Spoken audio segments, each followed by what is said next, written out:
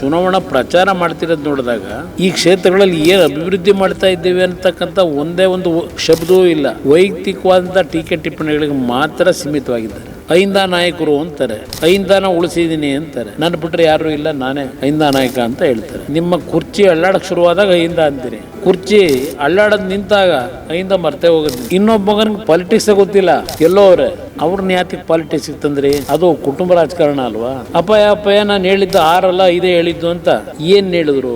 ಯಾವ ವಿಷಯ ಹೇಳಿದ್ರು? ಇವ್ರ ಮುಖ ನೋಡೇ ಓಟ್ ಹಾಕ್ತಾರೆ. ಆಮೇಲೆ ಅವ್ರ ಪರಿಸ್ಥಿತಿ ಏನಾಗಬೇಕು? ಓಟ್ ಹಾಕ್ತಿರೋದು ನೋಡಕ್ ಬರ್ತಾರ? ಚುನಾವಣೆ ಆದ್ಮೇಲೆ ಎಂಪಿಗಳು ಏನ್ ಮಾಡಿದ್ರು ಡೆಲ್ಲಿ ಒಳಗೆ? ನಿಮ್ಮ ಎಂಪಿಗಳು ಏನ್ ಮಾಡ್ತಾವ್ರೆ? ಬೇರೆ ಯಾರು ಬೇಡ, ಮಲ್ಲಿಕಾರ್ಜುನ್ ಖರ್ಗೆ ಅವರು ವಿರೋಧ ಪಕ್ಷದ ನಾಯಕರು ಯಾವತ್ತಾದರೂ ಒಂದು ದಿನ ಕರ್ನಾಟಕ ರಾಜ್ಯದ ಯಾವುದಾದರೂ ಒಂದು ಯೋಜನೆಗಳ ಬಗ್ಗೆ ಇಲ್ಲಿವರೆಗೆ ಚರ್ಚೆ ಮಾಡಿದ್ದಾರ? ಗ್ಯಾರಂಟಿ ಯೋಜನೆಗಳಿಂದ ರಾಜ್ಯ ಅಭಿವೃದ್ಧಿ ಆಗ್ಲಿಕ್ಕೆ ಸಾಧ್ಯವಾ? ನೀವು ಸಣ್ಣ ಆಗ್ಬೇಕಲ್ವಾ? ಅದು ಒಂದು ಉತ್ತಮ ಆಹಾರದಿಂದ ಸಣ್ಣ ಆಗ್ಬೇಕಲ್ವಾ? ಪ್ರತಿದಿನ ನಮ್ಮ ಜೀನಿ ಸ್ಲಿಮ್ ನ ಯೂಸ್ ಮಾಡಿ ಯಾವುದೇ ಸೈಡ್ ಎಫೆಕ್ಟ್ ಇಲ್ದಂಗೆ ನೀವು ಸಣ್ಣ ಆಗ್ತೀರಾ. ದಾವಣಗೆರೆ ದಕ್ಷಿಣ ವಿಧಾನಸಭಾ ಕ್ಷೇತ್ರ ಈಗಾಗಲೇ ಚುನಾವಣೆ ಕಣ ಸಾಕಷ್ಟು ರಂಗಿರತಕ್ಕಂಥದ್ದು.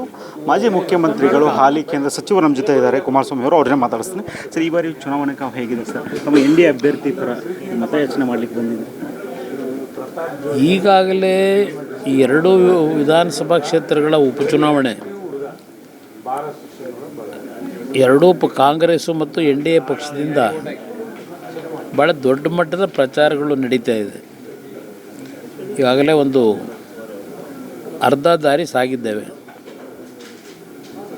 ಮುಖ್ಯಮಂತ್ರಿಗಳು, ಉಪಮುಖ್ಯಮಂತ್ರಿಗಳು, ಅವರ ಜೊತೆಯಲ್ಲಿ ಅವರ ಸಚಿವ ಸಂಪುಟದ ಎಲ್ಲ ಸದಸ್ಯರುಗಳು, ಸಚಿವರು ಎಲ್ಲರೂ ಸೇರಿ ಈ 2 ಕ್ಷೇತ್ರದಲ್ಲಿ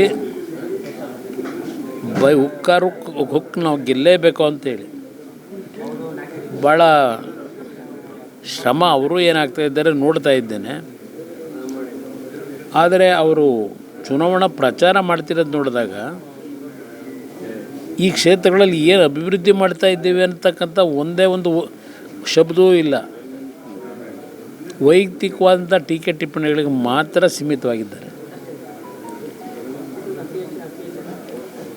ಇವತ್ತು ಐಂದ ನಾಯಕರು ಅಂತಾರೆ, ಐಂದಾನ ಉಳಿಸಿದ್ದೀನಿ ಅಂತಾರೆ. ನನ್ನ ಬಿಟ್ಟರೆ ಯಾರೂ ಇಲ್ಲ, ನಾನೇ ಐಂದ ನಾಯಕ ಅಂತ ಹೇಳ್ತಾರೆ. ಇವತ್ತು ಆ ಒಂದು ವರ್ಗದ ಜನರಿಗೆ ಏನು ಸಂದೇಶ ಕೊಡ್ತಾ ಇದ್ದೀರಿ? ನೀವು ಅಭ್ಯರ್ಥಿಗಳನ್ನ ನೇಮಕ ಮಾಡಿ, ಈಗಿನ ಅಭ್ಯರ್ಥಿಗಳು 2 ಕಡೆ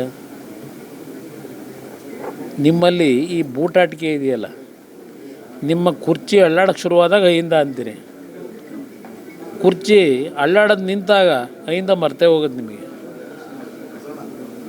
ಈಗ ಕುಟುಂಬದ ರಾಜಕೀಯದ ಬಗ್ಗೆ ಮೊನ್ನೆ ಮಾತಾಡಿದ್ರು, ಭಾಳ ಕೆಟ್ಟ ರೀತಿಯೇ ಮಾತಾಡಿದ್ರೆ. ಬೇರೆಯವ್ರ ಮನೆಯದಿರಲಿ, ನಿಮ್ಮ ಮನೆ ಏನಾಗಿದೆ? ನಿಮ್ಮ ಮನೆ ದೋಸೆ ಏನು ಮಾಡ್ಕೊಂಡಿದ್ದೀರಿ? ಮೊದಲು ಇದ್ದಂಥ ಮಗನನ್ನು ರಾಜಕೀಯಕ್ಕೆ ತರಬೇಕು ಅಂತ ಹೇಳಿ ಎಲ್ಲ ರೀತಿ ಅಧಿಕಾರ ದುರುಪಯೋಗ ಪಡಿಸ್ಕೊಂಡ್ರೆ, ಅವರ ಒಂದು ನಿಧನ ಆದಮೇಲೆ ಆಕಸ್ಮಿಕವಾಗಿ ಇನ್ನೊಬ್ಬ ಮಗನಿಗೆ ಪಾಲಿಟಿಕ್ಸೇ ಗೊತ್ತಿಲ್ಲ, ಎಲ್ಲೋ ಅವ್ರನ್ನ ಯಾತಿಗೆ ಪಾಲಿಟಿಕ್ಸಿಗೆ ತಂದ್ರಿ? ಅದು ಕುಟುಂಬ ರಾಜಕಾರಣ ಅಲ್ವಾ? ಅಟ್ಲೀಸ್ಟು ನಮ್ಮ ಕುಟುಂಬದ ಬಗ್ಗೆ ಹೇಳ್ತಾರಲ್ಲ, ದೇವೇಗೌಡರಿಂದ ನಾವು ರಾಜಕೀಯಕ್ಕೆ ಬಂದಿದ್ದಲ್ಲ, ಹೆಸರು ಅವ್ರದ್ದಿರ್ಬೋದು ದೇವೇಗೌಡರ ಕುಟುಂಬ ಅಂತ. ಈ ರಾಜ್ಯದ ಜನ ನಮ್ಮ ಮೇಲೆ ಒತ್ತಡ ಹಾಕಿ ರಾಜಕೀಯಕ್ಕೆ ತಂದಿರತಕ್ಕಂಥದ್ದು. ಇವತ್ತು ಆಯಿತು, ನಿಮ್ಮ ಮಗನ ರಾಜಕೀಯಕ್ಕೆ ತಂದಿದ್ದೀರಿ ಸಿದ್ದರಾಮಯ್ಯನವರೇ, ನಿಮ್ಮ ಮಗನಿಗೆ ಏನು ಕೆಲಸ ಕೊಟ್ಟಿದ್ದೀರಿ? MLCನೂ ಅವರೇ, ಅವರಿಗೆ ಏನು ಜವಾಬ್ದಾರಿ ಕೊಟ್ಟಿದ್ದೀರಿ ಕೆಲಸ ಮಾಡೋದಕ್ಕೆ? ಈ ರಾಜ್ಯದ ಅಭಿವೃದ್ಧಿ ಬಗ್ಗೆ ಚರ್ಚೆ ಮಾಡು ಅಂತೇಳಿ ಅವ್ರಿಗೆ ಜವಾಬ್ದಾರಿ ಕೊಟ್ಟಿದ್ದೀರಾ? ಯಾವ ಕೆಲಸಕ್ಕೆ ಇಟ್ಕೊಂಡಿದ್ದೀರಿ? ಅಪ್ಪಯ್ಯ ನಾನು ಹೇಳಿದ್ದು 6 ಅಲ್ಲ 5 ಹೇಳಿದ್ದು ಅಂತ ಏನು ಹೇಳಿದ್ರು? ಯಾವ ವಿಷಯ ಹೇಳಿದ್ರು? ಅದರಿಂದ ಈ ಮಾತಾಡೋದಿದೆಯಲ್ಲ ಈ ಚುನಾವಣೆ ವೇದಿಕೆ ಮೇಲೆ, ಅದು ಸ್ವಲ್ಪ ನಿಮ್ಮ ಪ್ರಶ್ನೆ ಹಾಕೊಳ್ಳಿ. ನಿಮ್ಮ ಆತ್ಮಕ್ಕೆ ಎಷ್ಟರ ಮಟ್ಟಿಗೆ ನಾನು ಮಾತಾಡೋದು ಸರಿ ಇದೆ, ನನ್ನ ನಡವಳಿಕೆ ಯಾವ ಥರ ಇದೆ, ಅದನ್ನು ಸ್ವಲ್ಪ ಆತ್ಮವಿಮರ್ಶೆ ನೀವು ಮಾಡ್ಕೊಳ್ಳೋದು ಸೂಕ್ತ ಅನ್ನೋದು ನನ್ನ ಅಭಿಪ್ರಾಯ. ಸರ್, ಇನ್ನೊಂದು ಕಡೆ ಸರ್, ನಾನೇ ಅಭ್ಯರ್ಥಿ ಅನ್ನೋ ರೀತಿ, ನಾನೇ ಅಭ್ಯರ್ಥಿ ನನಗೆ ಮತ ನೀಡಿ ಅನ್ನೋ ರೀತಿ ಹೇಳ್ತಾರೆ ಸರ್. ಆಯ್ತು, ಹೇಳ್ಕತ್ತಾರೆ, ಎಲ್ಲರೂ ಹೇಳ್ತಾರೆ ನಾನೇ ಅಭ್ಯರ್ಥಿ ಅಂತ ಹೇಳಿ.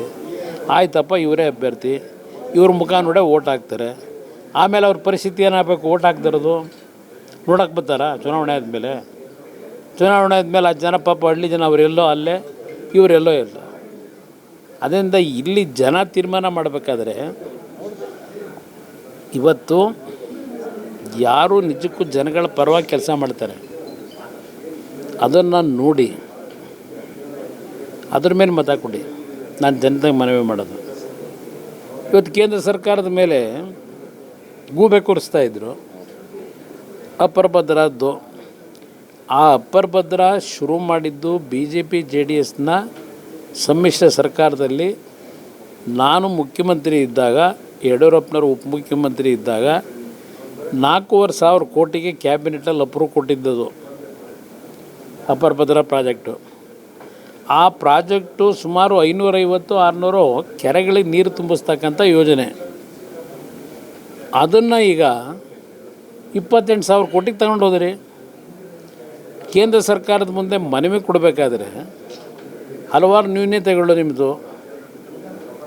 ಮೊನ್ನೆ ದೇವೇಗೌಡರು ಪಾರ್ಲಿಮೆಂಟ್ನಲ್ಲಿ ಮಾತಾಡಿದ ಮೇಲೆ ಈಗ ಅಪ್ಪರ್ ಭದ್ರಾದು ಒಂದು ಕ್ರಿಯಾ ಯೋಜನೆ ಕೇಂದ್ರ ಸರ್ಕಾರದ ನೀರಾವರಿ ಇಲಾಖೆಯವರು ಒಪ್ಪಿಗೆ ಕೊಟ್ಟಿದ್ದಾರೆ, ಸಚಿವ ಸಂಪುಟ ಕಳಿಸಿದ್ರು. ದೇವೇಗೌಡರ ಶ್ರಮ ಅದು. ಇದನ್ನು ನಮ್ಮ ರೈತರು ಅರ್ಥ ಮಾಡ್ಕೋಬೇಕು. ನನ್ನ ಒಂದು ಮನವಿ.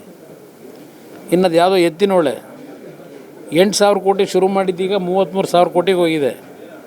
ನೀರೇನು ಹರಿದಿಲ್ಲ. ಅದು ಸಹ ಕೇಂದ್ರ ಸರ್ಕಾರದ ಪರಿಸರ ಇಲಾಖೆಯಿಂದ ನೋಟಿಸ್ ಕೊಟ್ಟಿದ್ದರು. ಅದನ್ನು ನೋಟಿಸ್ನ ತೆರವುಗೊಳಿಸ್ತಕ್ಕಂಥದ್ರಲ್ಲಿ ದೇವೇಗೌಡರ ಶ್ರಮ ಏನು ಅಂತಕ್ಕಂಥದ್ದನ್ನು ಸ್ವಲ್ಪ ಮನಸ್ಸಿನಲ್ಲಿ ನೀವು ನಿಮ್ಮ ಮಾತಿಗೆ ಪ್ರಶ್ನೆ ಹಾಕಬೇಕು. ಹೇಳ್ತಾರಲ್ಲ MP ಗಳು ಏನು ಮಾಡಿದ್ರು ಡೆಲ್ಲಿ ಒಳಗೆ. ನಿಮ್ಮ MP ಗಳು ಏನು ಮಾಡ್ತಾವ್ರೆ? ಬೇರೆ ಯಾರು ಬೇಡ. ಮಲ್ಲಿಕಾರ್ಜುನ್ ಖರ್ಗೆ ಅವರು ವಿರೋಧ ಪಕ್ಷದ ನಾಯಕರು, ನಿಮ್ಮ ಪಕ್ಷದ ರಾಷ್ಟ್ರೀಯ ಅಧ್ಯಕ್ಷರು. ಯಾವತ್ತಾದರೂ ಒಂದು ದಿನ ರಾಜ್ಯಸಭೆಯಲ್ಲಿ ಮಾತಾಡಬೇಕಾದ್ರೆ ಕರ್ನಾಟಕ ರಾಜ್ಯದ ಯಾವುದಾದರೂ ಒಂದು ಯೋಜನೆಗಳ ಬಗ್ಗೆ ಇಲ್ಲಿವರೆಗೆ ಚರ್ಚೆ ಮಾಡಿದ್ದಾರಾ? ನಿಮ್ಗೆ ಯಾವ ನೈತಿಕತೆ ಇಟ್ಕೊಂಡು ಇವೆಲ್ಲ MP ಗಳ ಮೇಲೆ ಚರ್ಚೆ ಮಾಡ್ತೀರಿ?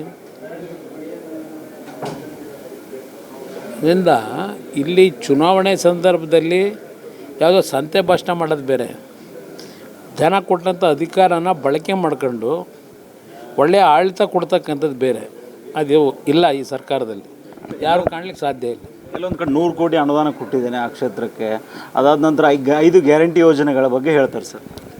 ಗ್ಯಾರಂಟಿ ಯೋಜನೆಗಳಿಂದ ಇವತ್ತು ರಾಜ್ಯ ಅಭಿವೃದ್ಧಿ ಆಗ್ಲಿಕ್ಕೆ ಸಾಧ್ಯವಾ? ಯಾವುದೋ 2 ಕುಟುಂಬದ ಏನೋ ಸ್ವಲ್ಪ ಉಳಿಸ್ಕೊಂಡು ಏನೋ ಒಂದು ಮಾಡ್ಕೊಂಡ ತಕ್ಷಣಲೇ ಇಡೀ ಸಮಾಜದಲ್ಲಿ ಆ ಒಂದು ರೀತಿಯಲ್ಲಿ ಬದುಕಲಿಕ್ಕೆ ಸಾಧ್ಯ ಇದೆಯಾ? ಇದು ಒಂದು ಕಡೆ ಸಿದ್ದರಾಮಯ್ಯನವರೇ ಹೇಳ್ತಾರೆ, ಈ ರಾಜ್ಯದಲ್ಲಿ ತಲೆ ಆದಾಯವನ್ನು ನಾವು ತೆಗೆದಾಗ ದೇಶದಲ್ಲೇ 2ನೇ ಸ್ಥಾನದಲ್ಲಿದ್ದೇವೆ, ಭಾಳ ಅಭಿವೃದ್ಧಿ ಮಾಡಿದ್ದೇವೆ, ಎಲ್ಲರೂ ಸಂಪದ್ಭರಿತವಾಗಿದ್ದಾರೆ ಅಂತಕ್ಕಂತ ಹೇಳ್ತಾರೆ. ತಲೆ ಆದಾಯದಲ್ಲಿ ನಾವು ಆ ಮಟ್ಟಿಗೆ ಬೆಳೆದ ಮೇಲೆ ಈ ಕಾರ್ಯಕ್ರಮ ಬೇಕಾ? ಯಾಕೆ ಕೊಡ್ತೀರಿ? ಆಗಿದ್ದರೆ ಅದೆಲ್ಲ ಆ ಮಟ್ಟಿಗೆ ನೀವು ಬೆಳೆದ ಮೇಲೆ ನಿಮ್ಮಲ್ಲೇ ಇದೊಂದ ಯಾವ ಅಭಿವೃದ್ಧಿ ಕೆಲಸ ಆಗಿದೆ? ತುಂಗಭದ್ರಾ ಡ್ಯಾಮು ಇವತ್ತು ನಾವು ಹೋದ್ರೆ ರೈತರು ಹೇಳ್ತಾರೆ, ನೀವೊಂದು ವಿಸಿಟ್ ಕೊಡಿ ಅಂತಾರೆ ನನಗೆ. ಕಳಪೆ ಕೆಲಸ ಮಾಡಿದ್ದಾರೆ, ಅದು ಯಾವಾಗ ಬೇಕಾದ್ರೂ ಬಿದ್ದೋಗ್ಬೋದು ಮತ್ತೆ ಗೇಟ್ಗಳು. ನೀವೊಂದು ಸಲ ವಿಸಿಟ್ ಕೊಡಬೇಕು ಅಂತೇಳಿ ರೈತರು ಕೂಗ್ತಾರಲ್ಲ ಹೋದ್ರೆ. ನಾನು ಇವತ್ತು ಸಿಂಧೂರು ಹೋದರೆ ಇದು ಇವ್ರು ಮಾಡ್ತಿರೋ ಅಭಿವೃದ್ಧಿ. ಇದಿಷ್ಟು ಇಲ್ಲಿರ್ತಕ್ಕಂಥ ಮಾಜಿ ಮುಖ್ಯಮಂತ್ರಿಗಳ ಮಾತಾಗಿರ್ತಕ್ಕಂಥದ್ದು. ಕ್ಯಾಮ್ರಾ ಪರ್ಸನ್ ಹೇಮಂತ್ ಜೊತೆ ಸಂಗಮೇಶ್ ಸತ್ತಿಗೆರೆ, ಕರ್ನಾಟಕ TV, ದಾವಣಗೆರೆ. ನೀವು ಸಣ್ಣ ಆಗ್ಬೇಕಲ್ವಾ? ಅದು ಒಂದು ಉತ್ತಮ ಆಹಾರದಿಂದ ಸಣ್ಣ ಆಗ್ಬೇಕಲ್ವಾ? ಪ್ರತಿದಿನ ನಮ್ಮ ಜೀನಿ ಸ್ಲಿಮ್ನ ಯೂಸ್ ಮಾಡಿ ಯಾವುದೇ ಸೈಡ್ ಎಫೆಕ್ಟ್ ಇಲ್ದಂಗೆ ನೀವು ಸಣ್ಣ ಆಗ್ತೀರಾ.